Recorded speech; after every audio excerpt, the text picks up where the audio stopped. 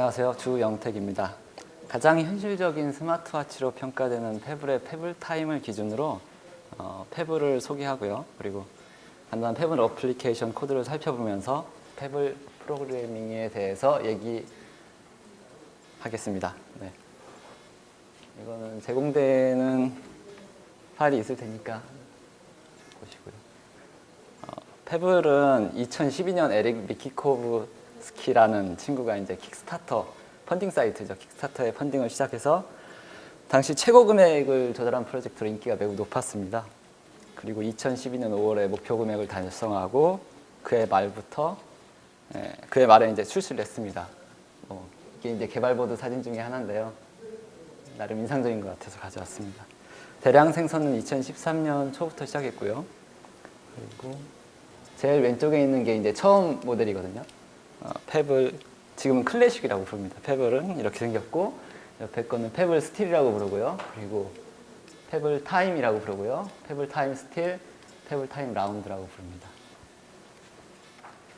위키피디아에 따르면 첫 해에 2013년 첫 해에 30만 대가 생산이 되었고, 그리고 2014년에는 14년까지 100만 대가 생산되었다고 합니다. 그리고 2015년 올해죠.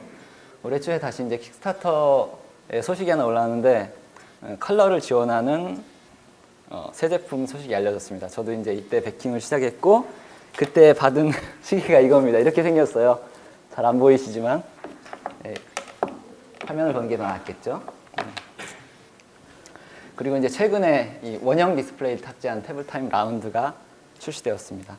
참고로 IDC라는 미국의 시장조사 기관이 있는데 2015년에 페블이 180만 대가 출하되었고 마켓 셰어는 8.6%를 나름 생각보다 높은 비중이네요. 나름 차지하고 있습니다. 애플이 거의 60%를 차지하고 있고요. 근데 좀 비관적인 거는 5년 후를 보면 2019년 5년 후 전망인데 2.6%로 내려옵니다. 나머지를 안드로이드 웨어가 차지하고 있고 역시 애플 와치 OS는 51%를 넘게 차지하고 있습니다. 이거는 추측이니까 그렇게 안 되길 좀 바라는 마음이지만 페블 스펙을 좀 살펴보겠습니다. 페블, 그러니까 홈페이지에 나와 있는 내용인데요. 이렇게 판매가 되고 있습니다. 가격은 이 정도인데 우리 돈으로 20만 원이 좀 넘죠. 대부분 괜찮은 걸 살려고 보면. 근데 세일을 많이 하고 있어서 저렴하게 구입하실 수도 있을 것 같네요. 아까 말씀드렸다시피 페블 클래식 그리고 페블 클래식이라고 부르고 이것도 마찬가지로 클래식 기종에 속하는데요. 페블 스틸, 페블 타임 스틸, 페블 타임 라운드. 좀 말이 어렵죠. 구분해보면 이렇게 구분할 수 있습니다. 이제 흑백을 가지고 있는 화면이 흑백만 나오는 페블 스틸과 페블 클래식과 페블 스틸이 있고요. 나머지 새로운 제품들은 컬러 화면을 가집니다. 그런데 보시다시피 가장 최근에 나온 것 두 모양은 스트랩의 폭이 좀 달라요. 그래서 여성분들도 착용하실 수 있게, 물론 못 차는 건 아니지만요. 여성분들 겨냥해서 얇게 나왔고요. 원형을 가진 타임 라운드로 분류할 수 있는데 모양에 따라서도 분류할 수 있고 이렇게 화면 색깔이 컬러냐 아니냐에 따라서 구분할 수 있고 하지만 개발자분들은 이런 표를 더 좋아하실 것 같아서 넣어봤는데 잘 안 보이죠. 잠깐 설명드리면 플라스틱 버전은 최소 28g에서 이제 한 40g 정도 됩니다. 그리고 스틸 버전은 최소한 60에서 그리고 그러니까 손목에 차는 스트랩까지 포함하면 그것까지 스틸로 포함하면 거의 110g 정도 된다고 합니다. 제가 아이폰 5S를 쓰고 있는데 아이폰 5S가 112g이거든요. 껍데기 다 빼고 거의 휴대폰 무게랑 가장 가벼운 휴대폰이라고 평가받는 아이폰 5S랑 거의 비슷한 무게죠. 그래도 묵직한 걸 좋아하시는 분들은 나름 괜찮을 거라고 생각합니다. 화면 크기는 1.2인치대입니다. 그리고 타임 라운드를 제외하고는 144에 168 픽셀의 화면 해상도를 가지고 있고요. 그리고 PPI, 픽셀 퍼 인치는 170에서 180 정도 되는데 예전 아이폰 3GS 시절, 그러니까 구형 레티나가 아닌 아이폰이 PPI가 163이었습니다. 그러니까 아이폰보다는 조금 높고, 하지만 자세히 보면 이제 도트가 너무 자글자글 잘 보여서 좀 아쉽긴 하죠. 컬러는 64 컬러를 지원합니다. 근데 컬러에 대해서는 좀 이따 다시 말씀드리겠지만 좀 제약이 있고요. 그리고 모션 센서를 통해서 흔들면 뭐 불이 켜지고 또는 흔드는 트리거를 통해서 뭔가 프로그래밍을 할 수도 있고요. 진동으로 피드백이 있고 스피커는 없습니다. 그래서 소리는 안 나죠. 대신 마이크가 페블 타임부터 구형 기기에는 없고요. 페블 타임부터 올해 출시한 기기부터는 마이크가 달려서 음성 인식도 가능합니다.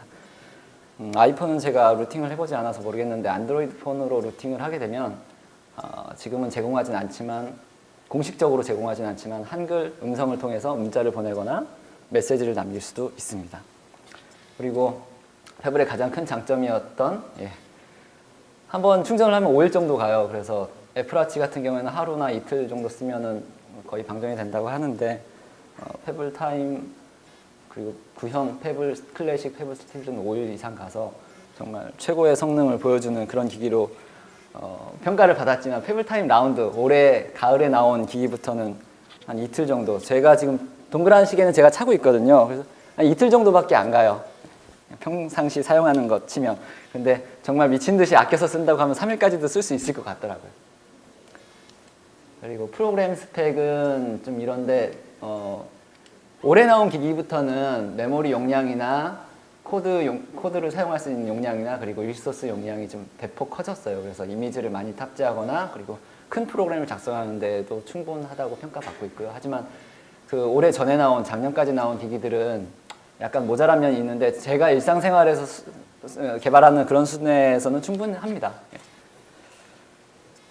그리고 SDK와 플랫폼에 대해서 잠깐 말씀드릴게요. 올해 너무 큰 변화가 있어서 그동안 페블이 지원하는 구형 기기는 2점대를 사용하고 있었고요. 새로운 올해부터 출시한 기기는 3점대를 사용하고 있었는데 그래서 이제 호환 테이블이 이렇게 됩니다. 각 기기에 맞는 특성을 가진 펌웨어를 사용해서 그 SDK를 사용해서 프로그램을 그러니까 앱을 개발하면 그 앱이 해당되는 기기에만 적용이 되는 거였죠. 이유는 있죠. 어떤 애는 화면이 컬러고 어떤 애는 흑백이고 그런데 이제 올해 12월 16일 정도에 최신 SDK가 업데이트 되면서 이런 좀 제한들이 많이 완화됐고 하나의 애플리케이션을 만들면 이게 구형 기기부터 신형 기기까지 모두 사용할 수 있게 개발이 되고 있습니다. 그리고 페블이라는 회사가 오픈소스 소프트웨어를 많이 사용하다 보니까 자기네들이 만든 소프트웨어도 오픈소스로 공개해 놓고 있습니다.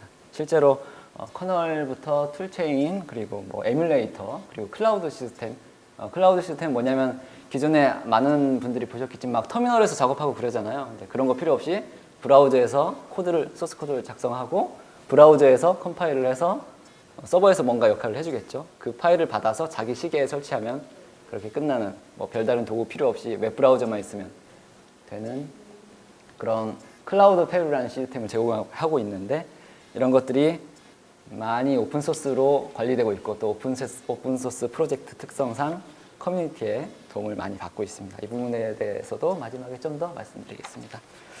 페블의 파일의 확장자는 이렇게 딱 보면 요거 이렇게 구분할 수 있습니다. PBZ는 펌웨어고요. PBL은 언어팩이고 PBW라고 이제 어플리케이션 파일명인데요. 파워빌더라고 예전에 어떤 분께서 트위터로 여쭤보셨는데 파워빌더 아니고요. 페블 개발하고 싶은데 파워빌더도 공부해야 되나요? 막 그런 분이셨는데 그렇진 않습니다. 네. 그리고 필요한 어플리케이션 하나 있는데요. 이건 이제 폰에 설치되는 겁니다. 공식적으로는 스톡, 주식할 때 그 스톡입니다. 스톡 어플리케이션이라고 하는데 아직까지는 페블이 작동하기에 반드시 필요한 어플리케이션입니다. 물론 아이폰도 마찬가지고 안드로이드 웨어도 마찬가지입니다. 그러니까 애플워치도 마찬가지고. 네. 공식적으로 아이폰과 안드로이드를 지원하고 있고요. 윈도우 폰도 제공하고 있다는 소식이 있지만 그건 비공식적인 앱이고요. 일부 기능이 제한되어 있습니다. 그리고 이 페블을 관리하기 위한 이 스톡 어플리케이션을 통해서 페블을 업데이트하기도 하고 앱을 설치하기도 하고 그리고 가장 중요한 이제 문자 메시지나 이런 노티피케이션을 받는데 반드시 필요한 어플리케이션입니다. 그리고 또 한 가지 주의해야 될 점은 이 어플리케이션이 백그라운드에는 돌아가야 된다는 거죠. 백그라운드에서 동작하고 있지 않으면 전화가 와도 내 시계에 알림이 울리지 않는다든가 문자가 와도 모른다든가 그렇게 되겠죠. 커넥션이 끊겼다고 물론 표시되긴 하지만요. 예, 아무튼 그걸 염두에 두셔야 되고요. 패블, 그러니까 PBW를 가진 아까 패블 어플리케이션에는 와치 페이스와 와치 앱이라는 두 가지 종류가 있는데 그 전에 패블 타임라인이라는 시스템이 올해 들어간 펌웨어부터 적용이 되어 있는데요. 가운데에 현재를 나타내는 시계가 그렇잖아요. 항상 현재 시간을 보여주고 있잖아요. 현재를 나타내는 것과 그리고 지나간 과거를 나타내는 것과 그리고 미래를 나타내는 이렇게 인터페이스가 되어 있어서 나름 나왔을 때 정말 멋있는 인터페이스 및 구현이 되겠다라고 싶었죠. 네, 위아래 버튼을 통해서 지나간 이벤트와 다가올 이벤트를 확인할 수 있습니다. 아까 와치 페이스와 와치 앱이라고 두 가지로 구분되어 있다고 했는데 이제 와치 페이스는 말 그대로 시계 얼굴이죠. 현재를 나타내고 있는 시계 얼굴이죠. 보통 오늘의 현재 날씨나 현재 시간이나 현재 요일이나 일자를 가장 보여주는 게 그 목적에 충실하겠죠. 그리고 이 나머지는 와치 앱이라고 불리는데요. 뭐 ESPN, 우버, SPC, 에버노트 등등등. 에버노트는 최근에 패블 지원을 공식적으로 이제 그만하겠다라고 발표하기도 했지만 뭐 회사 사정이 어려우니까 그럴 수도 있겠다 싶습니다. 패블이 안 나가서 그런 건 아닌 것 같고 와치 페이스와 와치 앱을 구분하는 두 종류 중에 가장 큰 거는 개발상에서 큰 거는 버튼을 이용할 수 있느냐 없느냐의 차이거든요. 아까 보면 버튼을 두 개를 사용하잖아요. 세 개를 함께 사용하잖아요. 그렇기 때문에 와치 페이스는 버튼 인터페이스가 제한이 되어 있고 그래서 와치 페이스에서 뭔가 인터랙션을 받기 위해서는 흔든다던가 그거밖에는 지금 딱히 생각나는 게 없네요.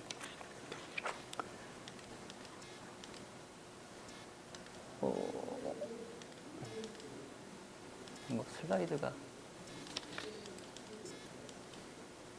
빠진 것 같은데요.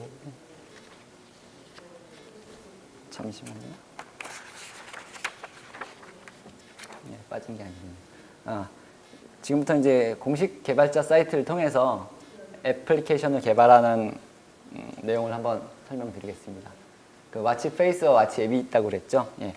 개발 환경은 아직까지도 윈도우는 지원하고 있지 않습니다. 그래서 맥이나 리눅스에서 설치할 수 있는데 맥 같은 경우에는 맥브루라는 훌륭한 그 툴체인 시스템을 통해서 SDK나 툴체인을 쉽게 설치할 수 있고요. 그리고 최근에 업데이트된 개발 툴부터는 SDK 버전별로 관리하는 기능이 내장되어 있어서 이렇게 뭐 터미널 화면을 보여드리고 싶진 않지만 또 어쩔 수 없이 보여드리게 되네요. 비슷한 거를.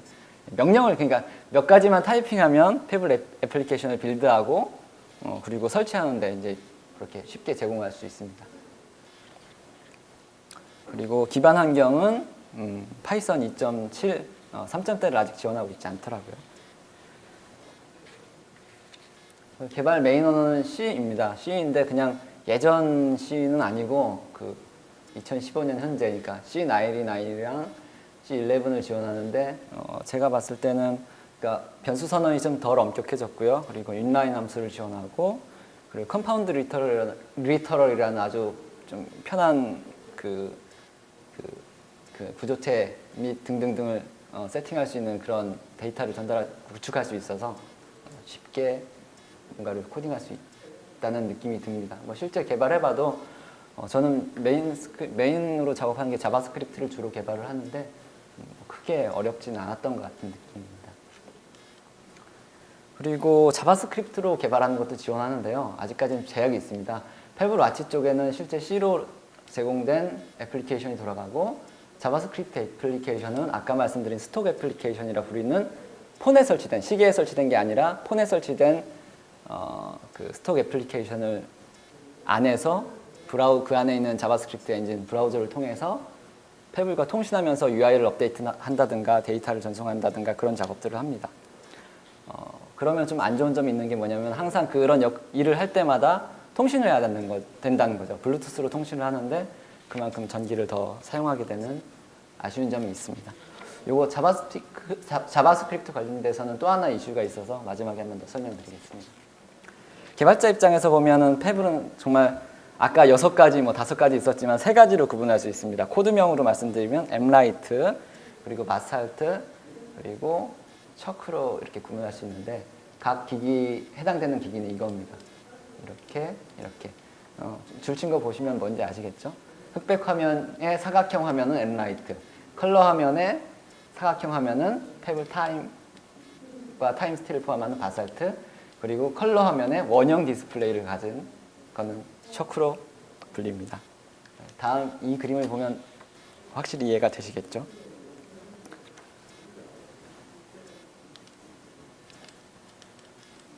네, 이게 아까 말씀드린 클라우드 패블이라는 환경인데요.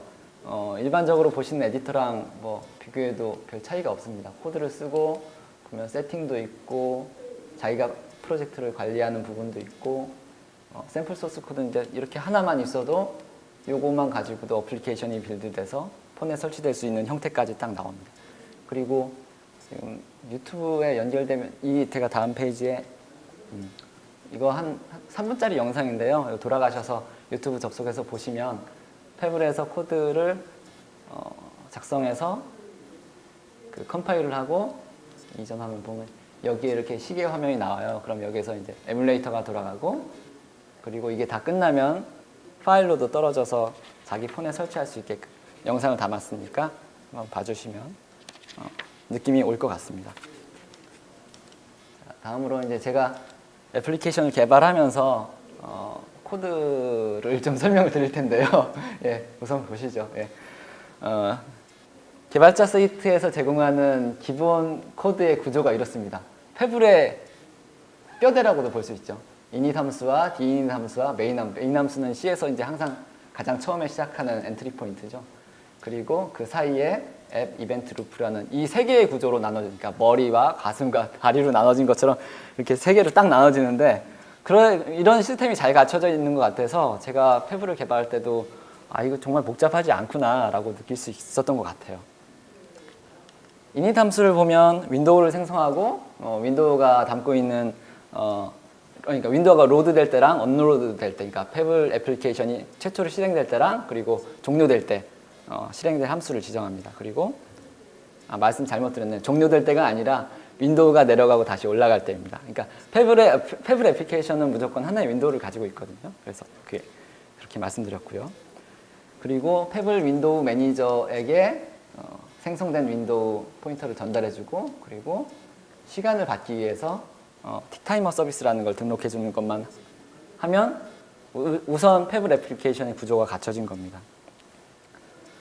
위와 같이 그 패블 앱 중에서 이제 버튼 인터랙션을 가지는 부분이 있을 거 아닙니까? 있죠. 그런 것들도 init 함수에 보통 담깁니다. 버튼 이벤트 핸들러를 등록하는 것들.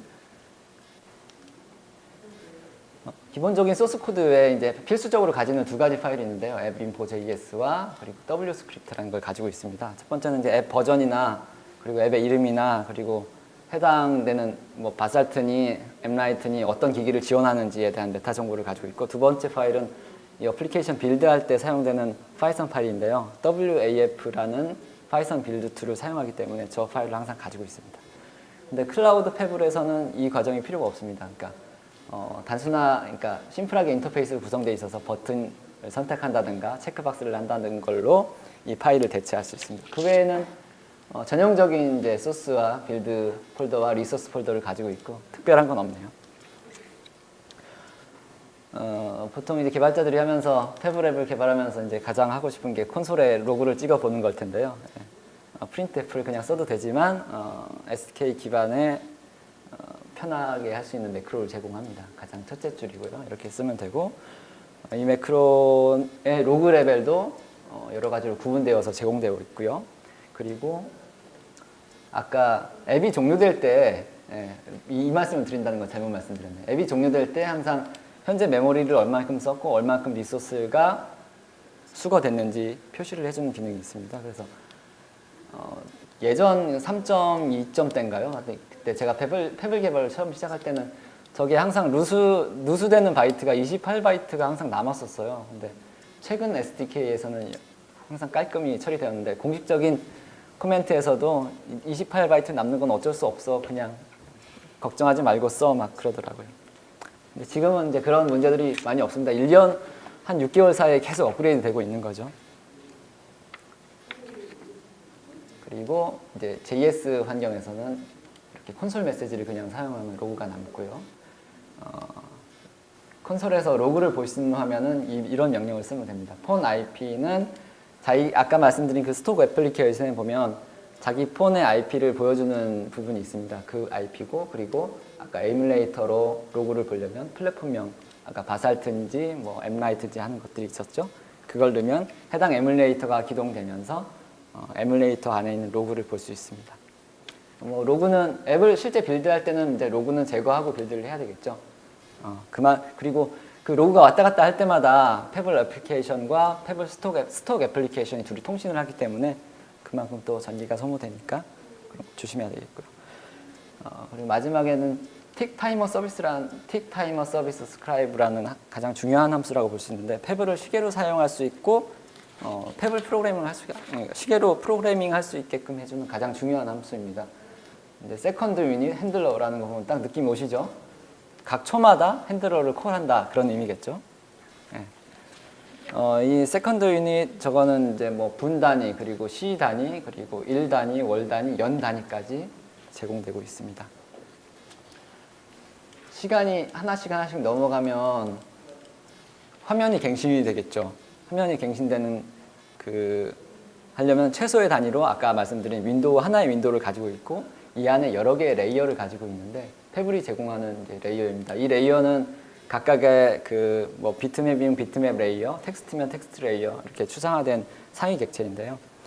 이 레이어들은 뭐 지금은 여기에서 없지만 그 레이어가 더럽혀졌다라고 표시해주는 기능, 그런 함수가 있습니다. 그런 함수를 호출하면, 그러니까 각 초마다 매 초마다 저렇게 이벤트 핸들러를 등록했다고 화면이 1초마다 갱신되는 것이 아니고, 레이어에 자기가 작업을 다 한 다음에 그 레이어를 새로 그려라 라는 명령이 있습니다. 레이어 마크 더티라는 그 함수인데요. 이거를 불러주면 그 함수를 호출할 때 레이어가 갱신이 됩니다.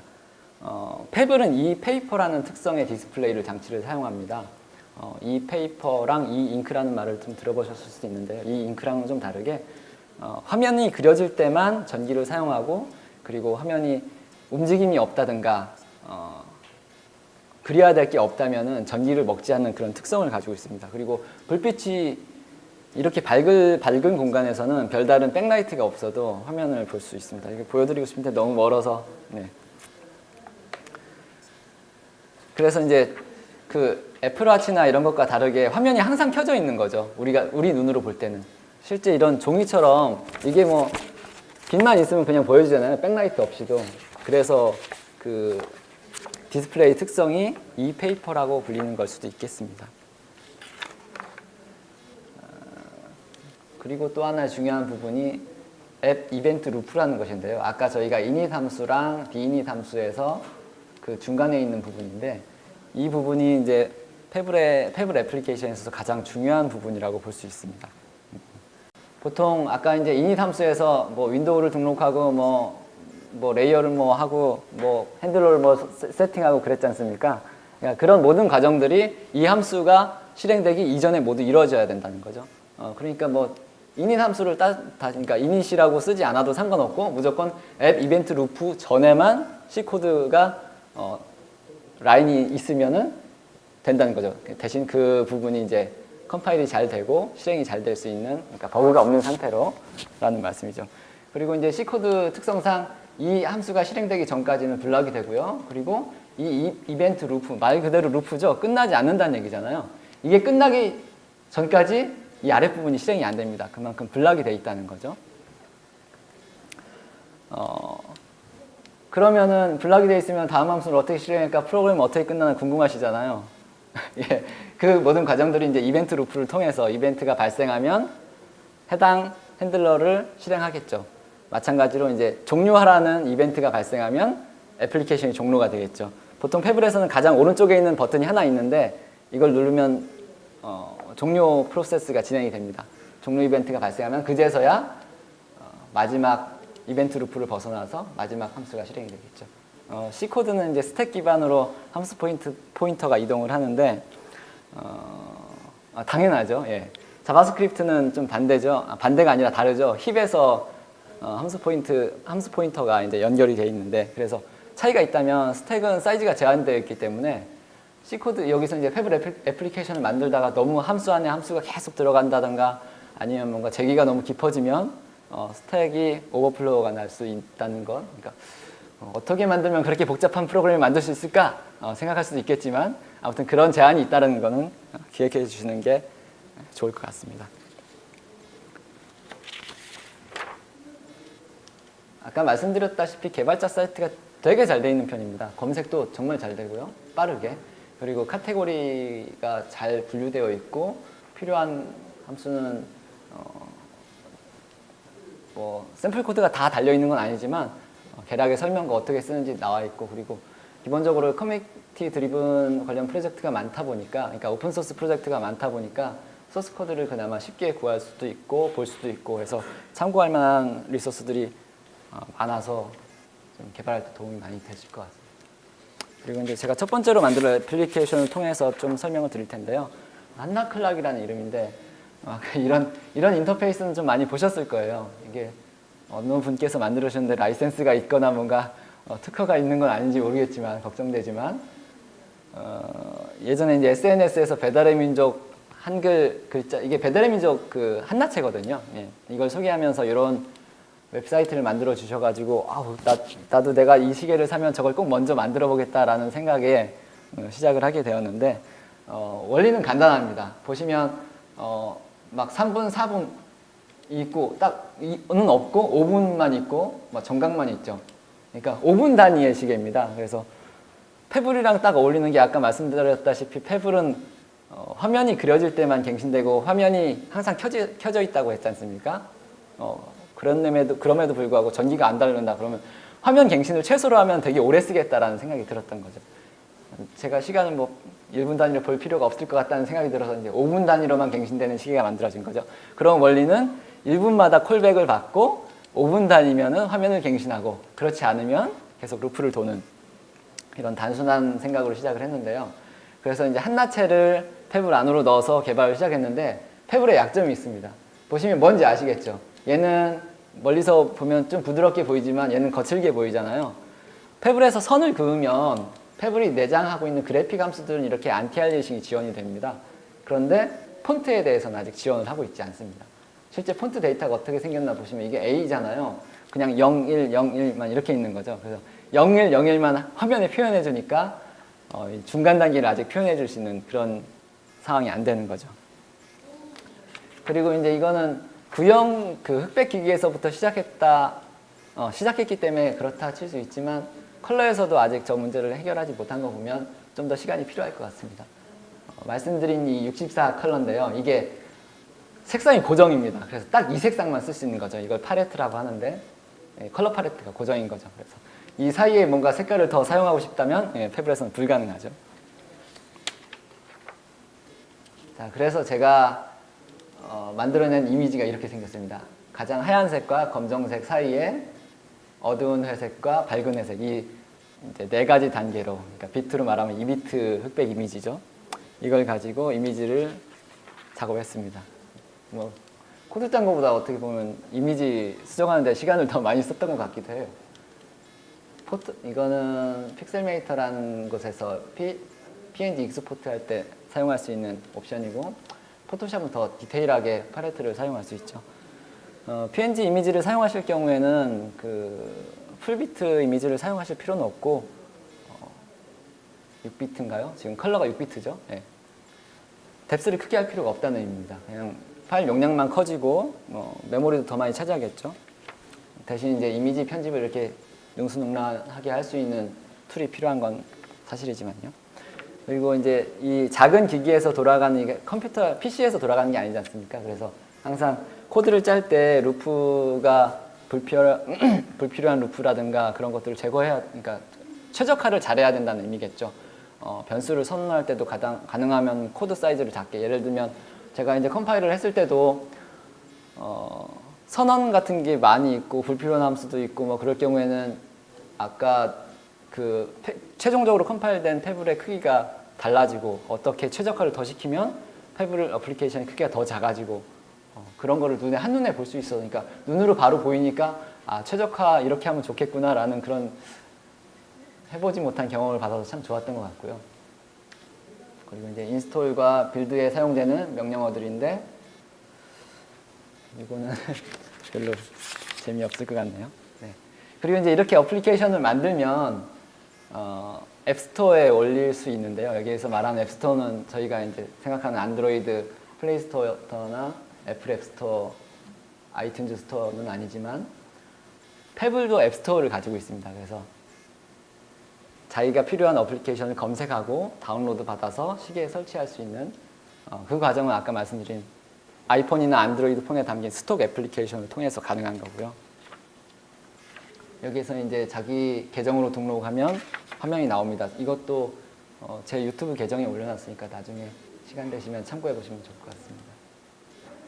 그리고 이렇게 애플리케이션을 등록을 하고 나면 자기의 페이지를 하나 만들어줘요. 이 iOS, 안드로이드를 지원하고 하트는 너무 적네요. 예. 이렇게 홍보를 할 수 있는 이미지도 올릴 수 있고 배경 설명과 개발자에 대한 소개도 넣을 수 있습니다. 나중에 기회가 되면 좀 더 업그레이드를 해보고 싶은데 네. 이거는 전체 코드입니다. 한번 쭉 한번 볼까요? 예.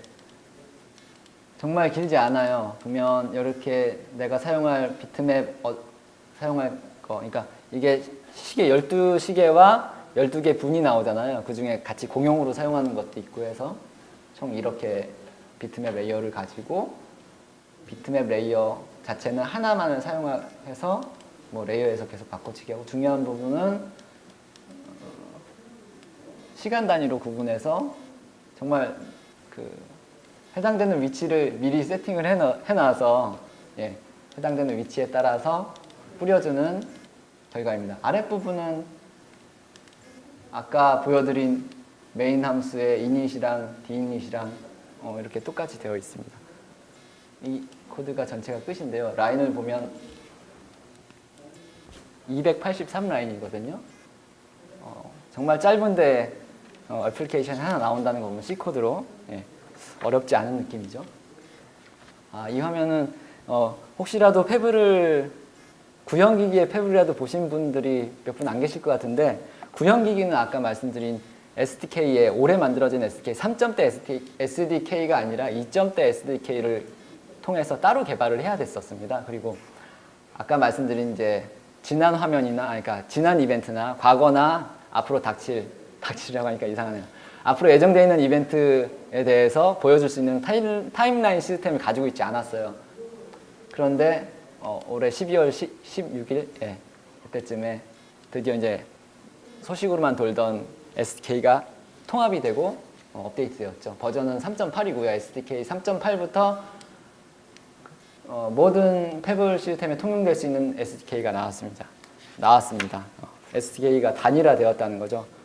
그만큼 개발자들한테는 대응할 수 있는 게 그러니까 준비해야 될 게 좀 적다고 볼 수 있겠죠. SDK를 하나만 가지고 있어도 되고 그리고 하나의 SDK로 통일되다 보니까 뭐 펌웨어 관련된 작업을 하는 분들도 그리고 또 애플리케이션을 작업하는 분들도 더 단순화할 수 있는 구조가 생겼고요. 그리고 또 하나 좋은 점은 2점대와 3점대의 스톡 애플리케이션이 달랐습니다. 지금은 회색의 아이콘을 가지고 있는 SDK를 그러니까 스톡 애플리케이션을 사용하고 있는데 그전에는 오렌지색 패블 애플리케이션을 또 따로 가지고 있었어요. 근데 그거 구형 버전 필요 없이 하나로 통일되었다는 거죠. 그리고 이제 좀 이따 말씀드릴 언어팩 관련해서도 SDK 펌웨어가 하나로 통일되면 아무래도 응대하기 더 수월하지 않겠나 하고 예상하고 있습니다. 3.8 SDK와 함께 패블 툴 체인에 있는 패블 명령어를 제공하는 이것도 버전이 있는데 4.0을 찍으면서 자체적으로 SDK를 관리하는 그런 툴이 내장되어 있습니다. 이건 개발자 입장에서는 참 좋거든요. 버전을 따로 어렵게 설치하거나 또 지우고 다시 하지 않아도 내부에서 버전을 관리할 수 있다는 그런 장점들이 있는 거죠.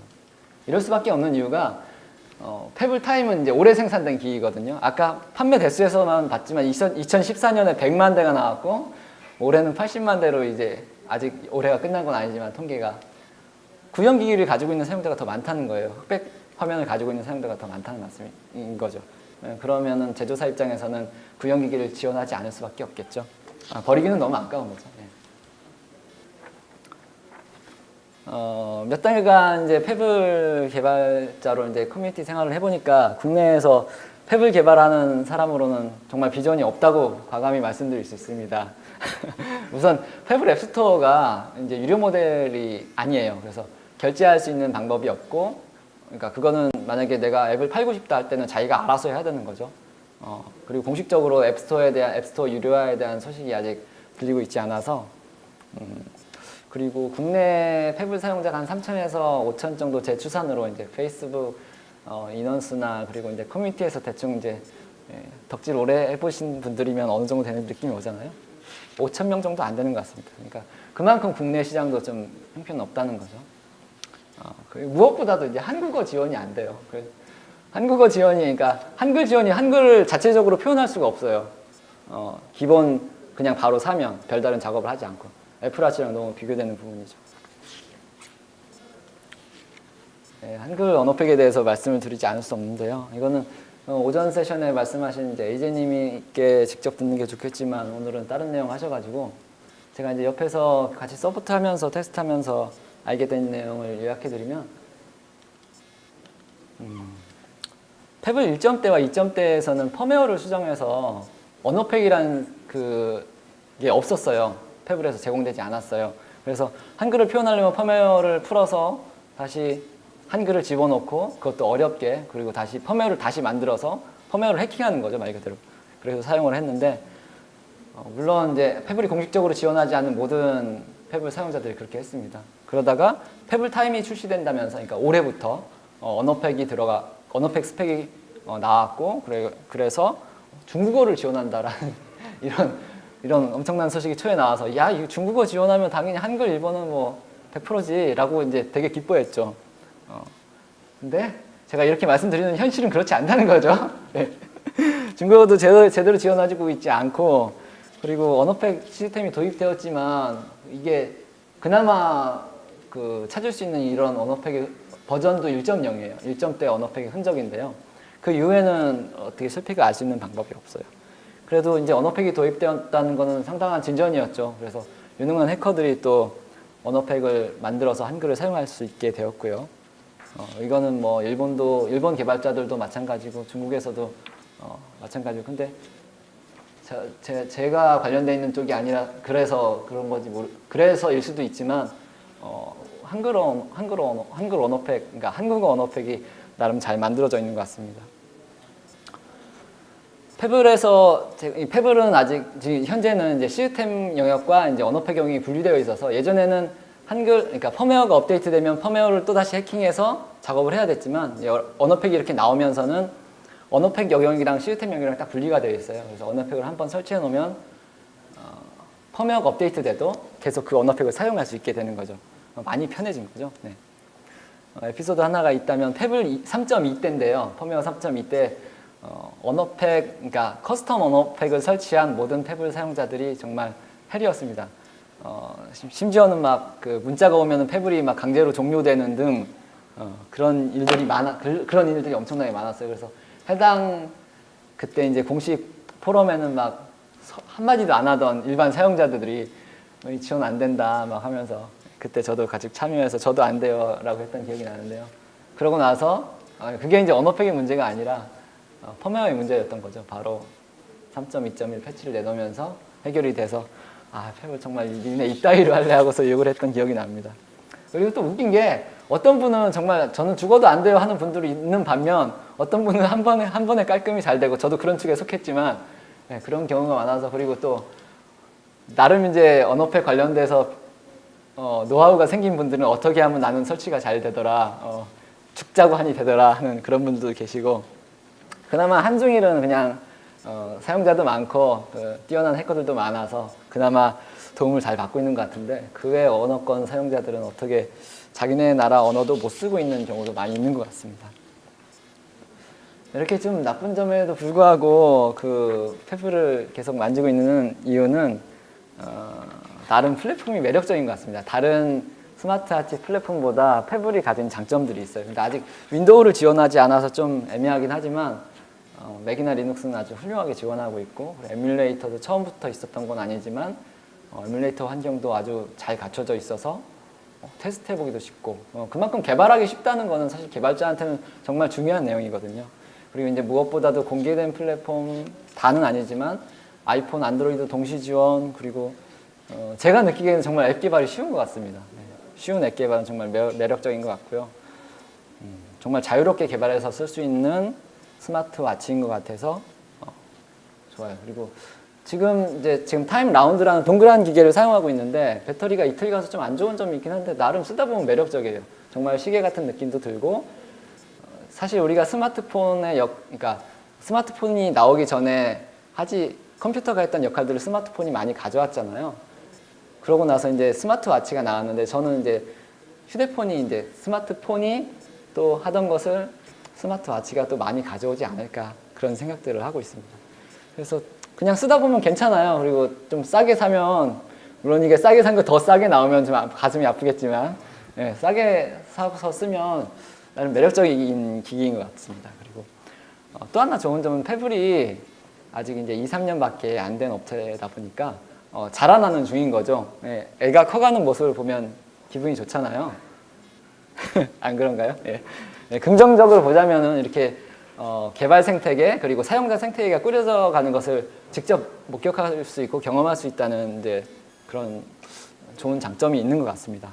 그리고 또 한 가지 또 흥분할 수 있는 소식은 자바스크립트 개발자다 보니까 최근에 들리는 소식에 자바스크립트로 패블 앱을 개발할 수 있어요. 근데 이건 아까 말씀드렸다시피 스톡 애플리케이션 위에서 돌아가는 거고 UI를 업데이트할 때마다 패블과 통신해야 되는 그런 안 좋은 점이 있는데 자바스크립트를 네이티브로 패블에서 돌릴 수 있는 그런 기회가 열릴 것 같습니다. 이건 아직 공개되지 않은 내용인데 올해 말에 있을 자바스크립트 컨퍼런스에서 연사 중에 하나의 내용인데요. 이렇게 되면은 이제 자바스크립트로 C를 대신해서 개발한다면 장점이 많이 있거든요. 저희가 서버 사이드에서 자바로 서버 사이드를 개발해 보신 분들은 아시겠지만 노드.js가 나오고 노드가 이제 서버 사이드의 일부분을 차지하면서 지금 막 PHP를 위협하는 등 또는 그리고 개발 관련 툴체인들이 엄청나게 막 빅뱅이었잖아요. 엄청나게 늘어났잖아요. 또 마찬가지로 또 이게 된다면 패블 앱 개발에 또 빅뱅이 열리지 않을까 하는 기대를 가지고 있습니다. 그러니까 노드에 대한 경험을 해보셨던 분들은 약간 이해하실 수 있을 것 같아요. 플랫폼에 대해서 조금 더 말씀드리자면 툴체인이 오픈소스라고 말씀드렸는데 아까 말씀드린 이제 자바스크립트로 애플리케이션을 개발하는 이것도 원래 패블에서 제공하던 게 아니었습니다. 개인 개발자가 시작한 심플리 JS라는 프로젝트를 시작을 했고 이게 패블에서 보니까 정말 좋은 것 같아요. 자기네가 할 수 있는 일을 대신해 줄 것 같아서 이 개발자를 이제 스카우트한 거죠. 그래서 우리가 알고 있는 패블 JS로 해서 내놓은 거고 이 외에도 러스트나 C++나 ASM.js 같은 그런 스펙으로도 패블 애플리케이션을 만들려는 시도가 계속 있고요. 그리고 실제 이제 국내에서 지하철 애플리케이션 개발하신 분이 있는데 이분도 패블 JS 아까 보여드린 클라우드 패블 환경에서 개발을 하는 걸로 알고 있습니다. 그리고 패블이 제공하고 있는 에뮬레이터도 QEMU라는 건데요. 이것도 마찬가지로 오픈소스 프로젝트입니다. 이 에뮬레이터를 통해서 실행할 수 있는데 이 에뮬레이터가 돌아가는 곳이라면 굳이 시계가 아니어도 이게 패블 애플리케이션이거든요. 실행할 수 있다는 거죠. 이렇게 오픈소스 프로젝트가 좀 이런 좋은 점들이 있죠. 그리고 아까 말씀드린 이거 말고도 클라우드 패블 자체도 파이썬의 장고 백엔드에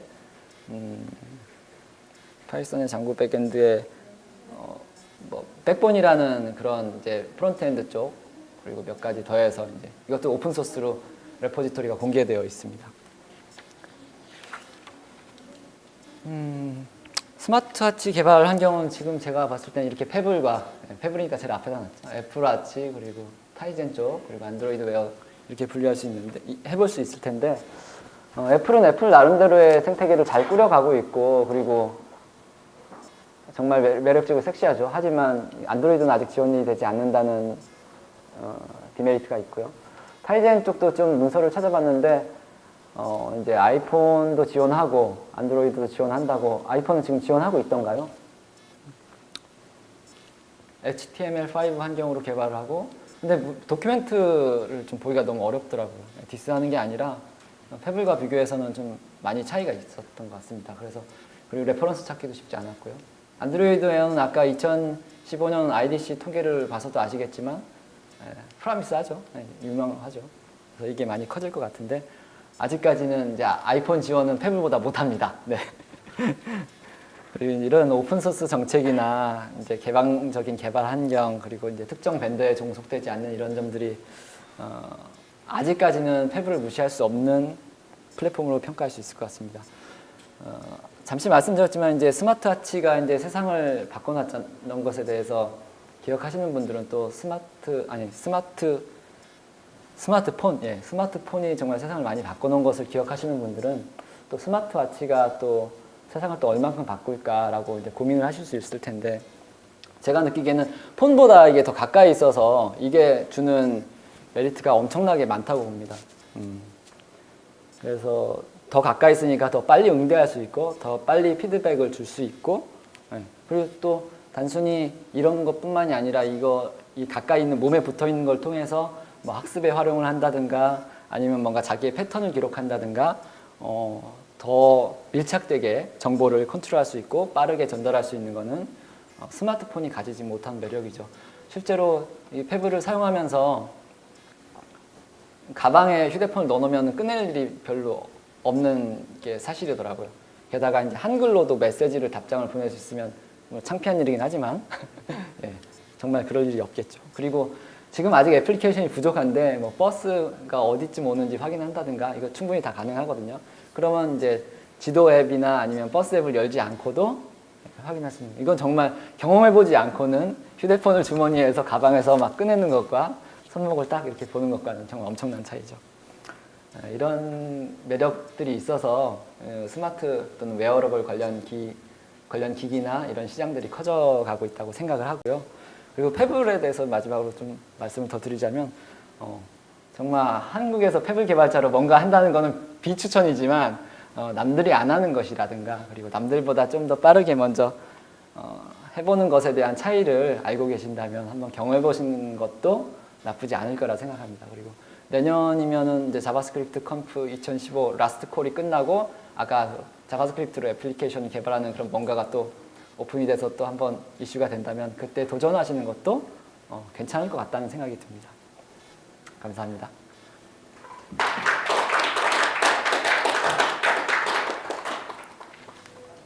네, 주영태님 발표 감사합니다. 혹시 질문, 이거는 코딩 막 어렵지 않아서 기계에 관련돼서도 질문하시고 싶은 계실 건데 질문하실 분 혹시 계신가요? 예.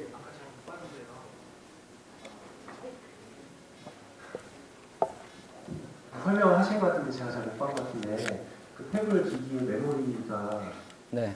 그 얼마나 되고 아까 노드.js를 집어넣는다는 얘기를 하셨는데 네. 노드.js를 넣을 때 메모리가 얼마나 필요할지 그런 거죠. 자바스크립트 엔진이니까 우리가 알고 있는 게 제일 유명한 게 V8이잖아요. 구글의 V8 또는 차크라, MS 차크라 또 파이어폭스의 뭐죠? 그런 것들은 오버헤드가 커요. 예를 들면 로딩 될 때만 하더라도 몇십 메가바이트가 필요하고, 그런데 작은 자바스크립트 엔진들이 있어요. 그거는 이제 스택도 뭐 4K밖에 안 되고 하니까 용량이 작은 만큼 충분히 패블에 담길 수 있다고 보거든요. 그리고 실제로 패블 정도 되는 스펙의